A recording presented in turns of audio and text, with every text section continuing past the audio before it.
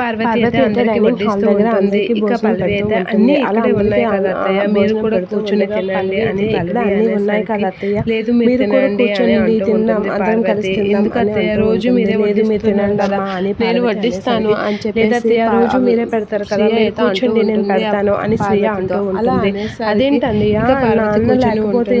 అదేంటండి తింటున్నారు అని చెప్పేసి అంటూ ఉంటుంది.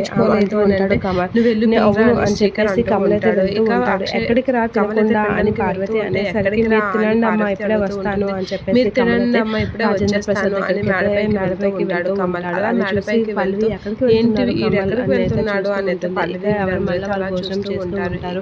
ఇక రాజేంద్ర ప్రసాద్ చాలా ఒంటరిగా బాధపడుతూ అలా ఒంటరిగా కూర్చొని ఉంటాడు.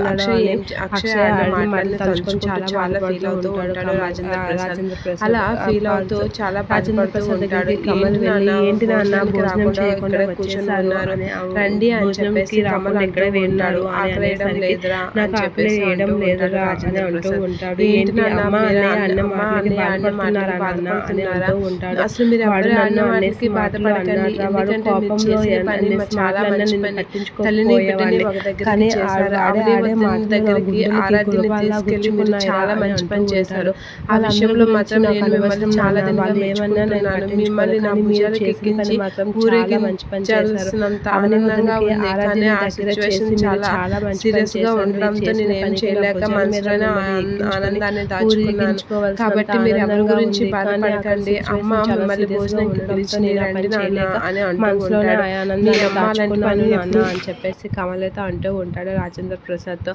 అయినా అమ్మ మిమ్మల్ని భోజనంకి పిలిచింది నాన్న రండి అని అనేసరికి మీ అమ్మ అలా ఇప్పుడు పిలవదురా అని చెప్పేసి అంటూ ఉంటాడు. లేదు నాన్న అని అంటూ అమ్మ ఇప్పుడు పిలవలేదంటే నాన్న బాధపడతాడు అని చెప్పేసి మిమ్మల్ని భోజనానికి రమ్మని పిలిచింది అమ్మే నాన్న రండి, మీరు రాకపోతే అమ్మ భోజనం చేయదు రండి నాన్న అని బలవంతంగా కమల్ అయితే రాజేంద్ర ప్రసాద్ని తీసుకొని వెళ్తూ ఉంటాడు. ఇక పార్వతి అయితే ఏం పట్టినట్లుగా భోజనం చేస్తూ ఉంటుంది. ఇక కమల్ బలవంతంగా రాజేంద్ర ప్రసాద్ని కిందకి తీసుకొని వస్తూ ఉంటాడు. అలా కిందకి తీసుకొని వస్తూ రాజేంద్ర ప్రసాద్ అయితే పార్వతిని చూస్తూ ఉంటాడు. ఇక పార్వతి అయితే భోజనం కలుపుకొని తింటూ ఉంటుంది. అలా భోజనం చేస్తున్న పార్వతిని చూసి రాజేంద్ర ప్రసాద్ ఒకసారిగా షాక్ అవుతూ ఉంటాడు. ఏంటి నేను భోజనం చేయకపోయినా తనకి అవసరం లేదు, తను మాత్రం భోజనం చేస్తుంది అంటే ఏమైపోయినా తనకి అవసరం లేదా అని రాజేంద్ర ప్రసాద్ షాక్ అవుతూ ఉంటాడు. ఇక కమల్ అది చూసి షాక్ అవుతూ ఉంటాడు. ఏంటి పార్వతి నన్ను పిలిచింది అన్నారు కానీ ఎవరి మళ్ళీ వాళ్ళు భోజనం చేస్తున్నారు అనేది చాలా ఫీల్ అవుతాడు.